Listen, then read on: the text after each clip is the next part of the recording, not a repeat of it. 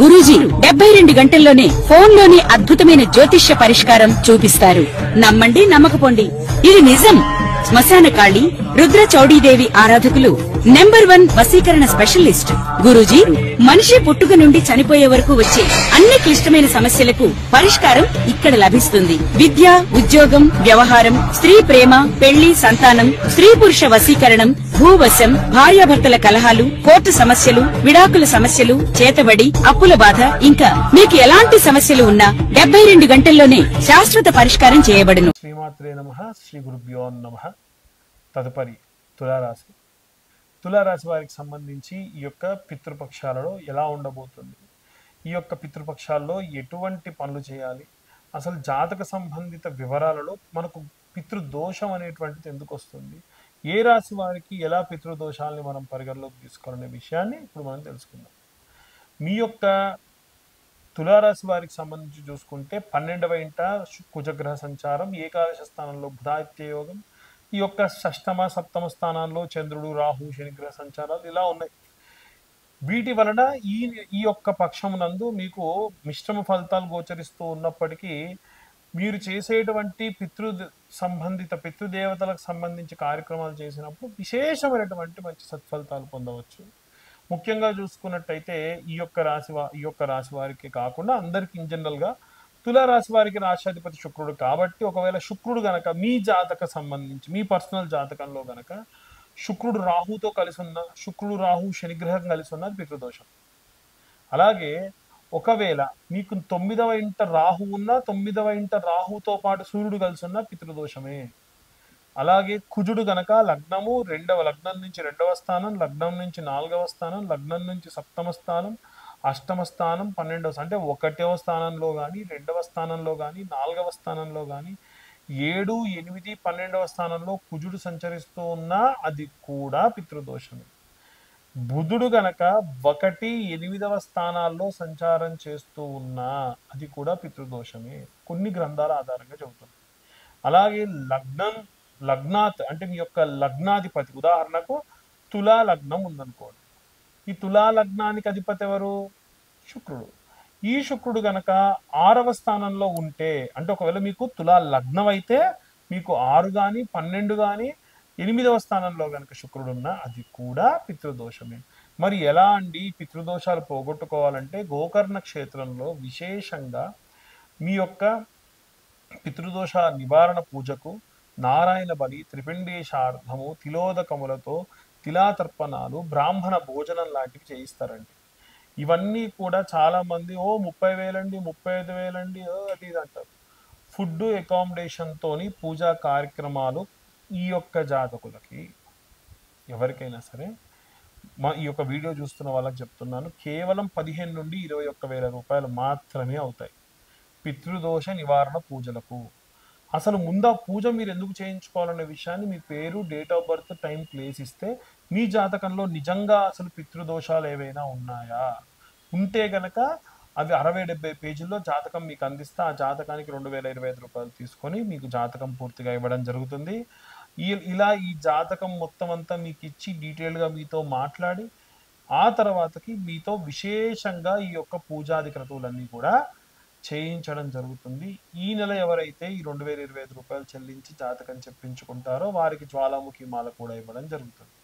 విశేషంగా ఈ యొక్క జాతక సంబంధిత దోషములు పోవడానికి ఉన్నటువంటి పితృపక్షాన్ని మనం ఎలా ఉపయోగించుకోవాలి, మనకు పుణ్యం ఎలా ఆపాదించబడుతుంది, మన పెద్దల పుణ్యం మనకు ఎలా వస్తుంది అనే విషయాలు కూడా ఇప్పుడు మనం తెలుసుకుందాం. మన యొక్క జీవితంలో మనము ఉత్తమ గతులు చేరాలి, మన జీవితంలో మనకి సరైనటువంటి అవకాశం లభించట్లేదు, మన జీవితంలో మనం ఎన్ని ప్రయత్నాలు చేసినా సరే ముందుకు వెళ్ళలేకపోతున్నాం, వ్యాపారం ప్రారంభిస్తే నష్టాలు బాగా జరుగుతున్నాయి, సంతానం కోసం ప్రయత్నిస్తే సంతానం అందట్లేదు, వివాహం కోసం చూస్తే పిల్లలకు పెళ్ళిళ్ళు అవ్వట్లేదు, ఎందుకు ఇలా జరుగుతుంది అని చాలామంది ఇబ్బంది పడుతూ ఉంటారు.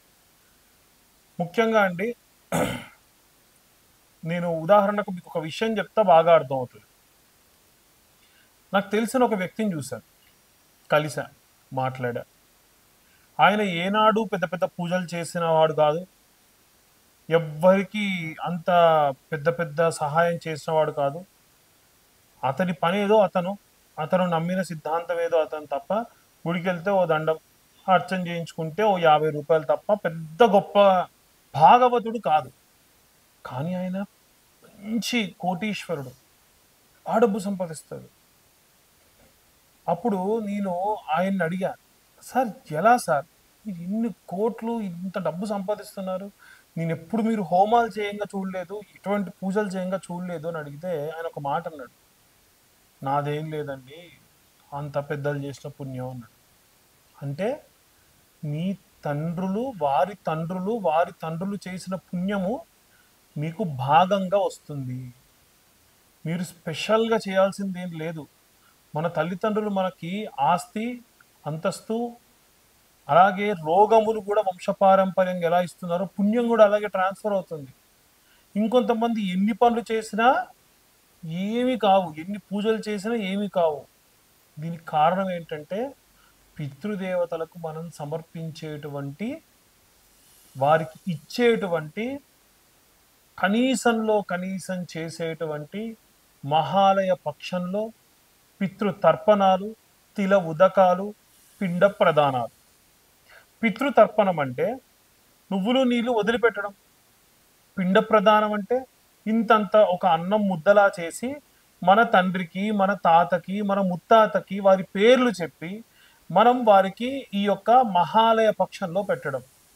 అసలు ఈ మహాలయ పక్షం ఏంటి, ఇప్పుడు నేను చెప్పిన దానికి దీనికి సంబంధం ఏంటి అంటే, మన తల్లిదండ్రులు ఏమైనా పుణ్యం చేసి, మన తాత ముత్తాతలు ఏమైనా పుణ్యం చేసి చనిపోయి ఉంటే అక్కడికి వెళ్ళిన తర్వాతకి అక్కడ, అయ్యా నీ పుణ్యం ఉంది కదా, నీ పుణ్యం ఎవరికి ఇవ్వాలంటే నా నా మనవళ్ళు, నా పిల్లలు ఎవరైనా తిల తర్పణాలు వదిలినా, ఎవరైనా పిండ ప్రదానాలు చేసినా, ఒకవేళ నా తద్దినం అంటే నేను చనిపోయిన తిథి వాళ్ళకి తెలవకపోతే మహాలయ పక్షం అనేది ఒకటి వస్తుంది కదా, ఆ మహాలయ పక్షంలో నేను చవితి రోజు చనిపోతే చవితి నాడు, పాడ్యమి నాడు చనిపోతే పాడ్యమి నాడు, పంచమి నాడు చనిపోతే పంచమి నాడు, ఇలా ఎవరైనా సరే ఆయా తిథులలో గనక నా కోసమని తిల తర్పణాలు కానీ, తిల తర్పణం అంటే నువ్వులు నీళ్ళు వదిలిపెట్టడం, పిండ ప్రదానాలు అంటే ఇంతంత పిండి ముద్దతో, అన్నం ముద్దతో పిండం చేసి ఆ వాటిపైన నువ్వులు నీళ్ళు వదిలిపెట్టడం. అసలు మాకు తిథి తెలవదు, వారం తెలవదు, నక్షత్రం తెలవదు అనుకునేటువంటి వాళ్ళు ఈ యొక్క అమావాస్య, మహాలయ అమావాస్య వస్తుంది. ఆ మహాలయ అమావాస్య నాడు గనక ఎవరైనా సరే ఈ కార్యక్రమాలు చేసినా వాళ్ళు చేసిన పుణ్యం అనేటువంటిది వస్తుంది. మీరు ఈ కార్యక్రమాలు చేయలేదు, నేను ఇంటికి పెద్దోని కాదండి, మా అన్నయ్య చేస్తాడు, మా తమ్ముడు చేస్తాడు, మేమెందుకు చేయాలి, నేను ఇంటికి మధ్యవర్తిని, మధ్యలో ఉంటా, నేను మధ్య కొడుకుని, అసలు నాకు వీటి మీద నమ్మకం లేదు, ఇలా అంటే మీకు పిల్లలు పుడతారు కానీ మాకు పెళ్ళిళ్ళు కావు. మీ సంతానం కలుగుతుంది కానీ ఆ సంతానం అనేటువంటి వాడు అంగవైకల్యంతో పుట్టడము, మీ పుట్టినటువంటి పిల్లలకు ఎన్నో రకాలైనటువంటి ఇబ్బందులు కలగడము, ఇలా ఒకటి కాదండి చాలా రకాలైనటువంటి ఇబ్బందులు కలుగుతాయి. లేదా పెళ్లిళ్ళు కావు, పెళ్లిళ్ళైతే పిల్లలు కారు, పిల్లలైతే వాళ్ళకు సరైనటువంటి ఉద్ధతగతులు కలగవు, ఇలా ఎన్నో ఎన్నో రకాలైనటువంటి ఇబ్బందులు కలగవచ్చు. కాబట్టి వీలైనంత వరకు కూడా ఈ యొక్క మహాలయ పక్షంలో, పితృపక్షాలలో ప్రశాంతంగా మీ తల్లిదండ్రులకు చేసేటువంటి కార్యక్రమాలన్నీ కూడా ప్రాపర్గా చేయండి. లేకుంటే మీ యొక్క వంశాభివృద్ధి జరగదు, గోత్రాభివృద్ధి జరగదు. ఇప్పటి వరకు మేము మీకు చెప్పిన విషయాలు చాలా కూడా గోచార రీత్యా చెప్పేటువంటి విషయములు మాత్రమే. పూర్తిగా మీ జాతకం విశ్లేషణగా కావాలంటే ఖచ్చితంగా చాలా మంది మీ పేరు, డేట్ ఆఫ్ బర్త్ టైం లేని వాళ్ళు ఫోన్ చేస్తున్నారు.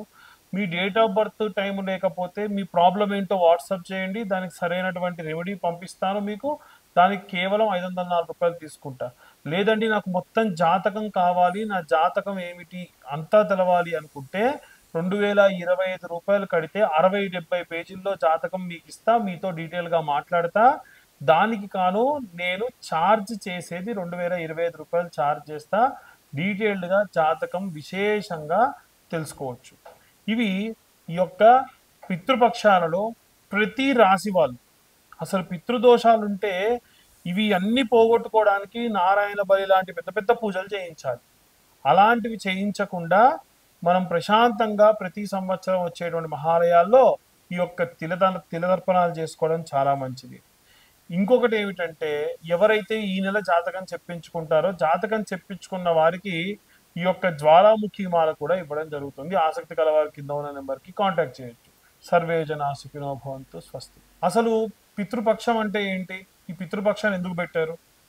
అసలు పితృదేవతలు చేసిన పుణ్యం మనకెలా వస్తుంది? అసలు పితృదోషాలు ఉంటే మన ఇంట్లో ఏ ఇబ్బందులు వస్తాయి? మనం ఈ పితృదోషాలు పోగొట్టుకోవడానికి ఏ మంత్రం చదవాలి, ఎలాంటి దానాలు ఇవ్వాలి అనే విషయాన్ని ఇప్పుడు తెలుసుకుందాం. విశేషంగా పితృదోషాలు అనేవి ఎలా వస్తాయి, ఎలా పోతాయి, అసలు పితృదేవతలకు మనం ఎలా చేస్తామంటే, మనకు ఒక సంవత్సరం అయితే పితృదేవతలకు ఒక రోజు, ఆ రోజున వారికి గనక మనం కరెక్ట్గా భోజనం పెడితే వాళ్ళకు ఆ రోజు ఆకలి తీరుతుంది. వాళ్ళు చేసిన పుణ్యం మన పిల్లలకు, మన ముందు ముందు తరాలకు వస్తాయి. కాబట్టే పితృదోషాలు ఆ ప్రకారంగా పోతాయి. ఆ ప్రకారంగా అందరూ కూడా విశేషంగా ఈ యొక్క పితృదోషాలు పోగొట్టుకోవచ్చు. అయితే మనకు చాలా మందికి ఏమైందనంటే, పూర్వము మనందరం కూడా ఏంటంటే చిన్న చిన్న మట్టిలలో ఉండేవాళ్ళము. అప్పట్లో రాసిచ్చిన పేపర్లో తాళపత్రాలు పోయేవి వర్షానికి. అయ్యో మా నాన్నగారు చనిపోయిన రోజు గుర్తులేదండి, తిథి గుర్తులేదండి అని బ్రాహ్మణ్ని అడిగితే, అయ్యో నాకు తిథి గుర్తుందిరా నాయన, నాకు తిథి గుర్తుంది కానీ మరి ఏ మాసమో నాకు గుర్తులేదని బ్రాహ్మణు చెబితే, అప్పుడు ఎలా అంటే మహాలయ పక్షం అనేటువంటిది ఒకటి ఉంది. ఈ భాద్రపద మాసంలో వచ్చేటువంటి ఈ యొక్క బహుళపక్షాన్ని మహాలయ పక్షం అంటారు.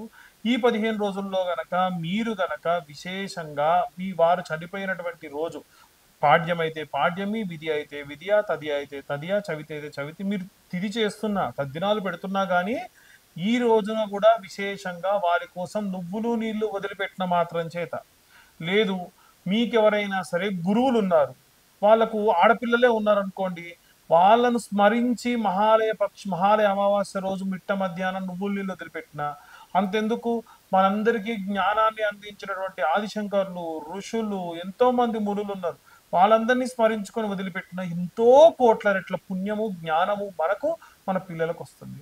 కాబట్టి ఈ మహాలయ పక్షం ఎంతో గొప్పది. దాని వలన మనం ఎంతో మంచి చేసుకోవచ్చు. అయ్యా మేము గృహప్రవేశాలు చేసామండి, గృహప్రవేశాలు చేస్తే మరి ఇది చేయొచ్చా? నిర్మోహమాటంగా చేయొచ్చు.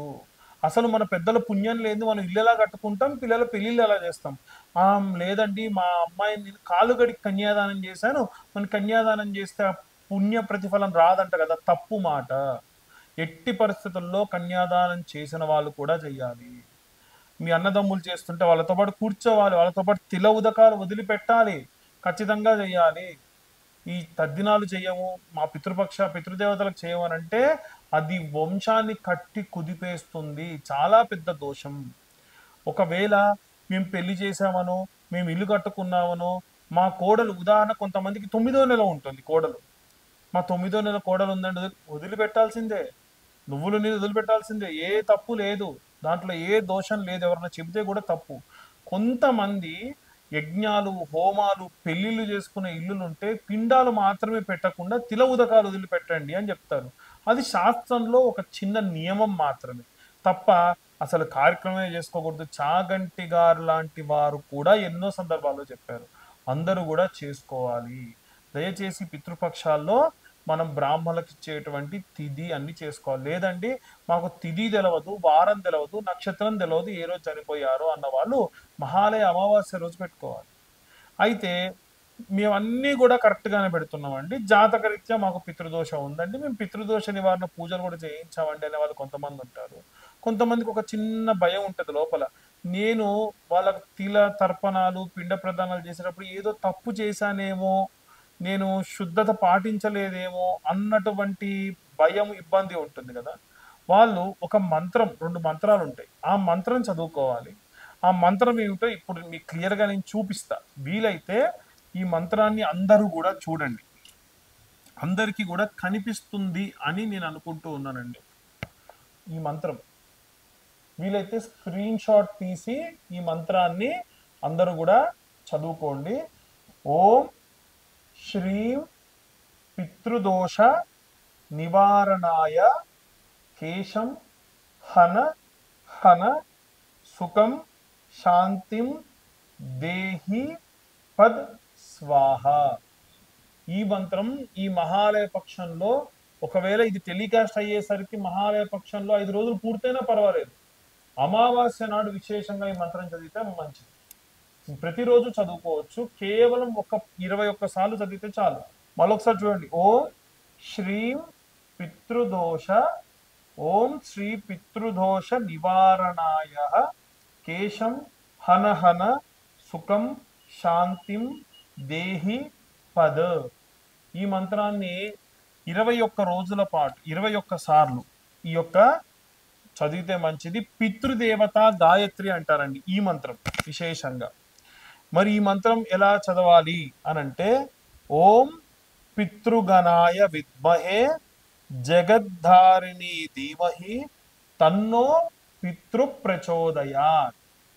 ఓం పితృగణాయ విద్మహే జగద్ధారిణి ధీమహి తన్నో పితృ ప్రచోదయాత్. ఇలాంటి మంత్రం చదివినా ఒకవేళ పితృదోషం వల్ల ఇబ్బంది పడుతున్న వాళ్ళందరికీ కూడా దోషం పోతుంది. అయితే చాలా మందికి పితృదోషాలు ఉన్నాయనేటువంటి సంగతి తెలియదు. జాతకంలో ఇప్పుడు నేను మీ యొక్క రాశి ఫలం చెప్పినప్పుడు కూడా క్లియర్గా చెప్పా.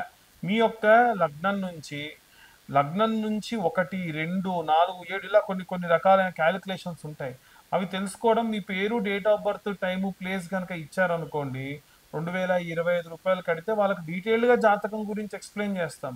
జాతకం గురించి ఎక్స్ప్లెయిన్ చేసి డీటెయిల్డ్గా జాతకం అంతా కూడా పూర్తి జాతకం మీ దాకా అందించి 60-70 పేజీల్లో మీకు జాతకం అందిస్తాను. 2025 రూపాయలు తీసుకొని, జాతకంలో పితృదోషం ఉంటే ఉందండి, ఇగో ఇక్కడ ఇలా ఉంది, ఈ గ్రహ సంచారం ఉండడం వల్ల మీకు పితృదోషం ఉంటుందమ్మా అని చెప్పి మీతో డిస్కస్ చేయడం జరుగుతుంది. ఈ నెల ఎవరైతే జాతకం చెప్పించుకుంటారో వారికి జ్వాలాముఖి మాల కూడా ఉచితంగా ఇవ్వడం జరుగుతుంది. జాతకం చెప్పించుకున్న వాళ్ళకు మాత్రమే, ఈ వీడియో చూసిన వాళ్ళకు ఉచితంగా ఇవ్వడం కాదు. ఇంకొకటి ఏమిటంటే, ఈ పితృదోషాలు ఎలా పోగొట్టుకోవాలి, మాకు పితృదోషం ఉందని తెలుసు ఆల్రెడీ కొంతమందికి అంటే, గోకర్ణ క్షేత్రంలో ఆలయ ప్రధాన అర్చకులు వారి చేతితోనే ఈ యొక్క త్రిపిండీశార్థము, నారాయణ బలి, తిలోదక తర్పణములు, బ్రాహ్మణ భోజనములు, మీ ఫుడ్, అకామిడేషన్ అన్ని కూడా అరేంజ్ చేయడం జరుగుతుంది. దానికి కాను 15 నుంచి 21 వేల రూపాయలు మాత్రమే ఛార్జ్ చేయడం జరుగుతుంది తప్ప ఎటువంటి ఎక్స్ట్రా ఛార్జెస్ చెయ్యరు. చాలా మంది బయట 30-40 వేల రూపాయలు ఖర్చు పెట్టుకొని ఇబ్బందులు పడుతూ ఉన్నారు.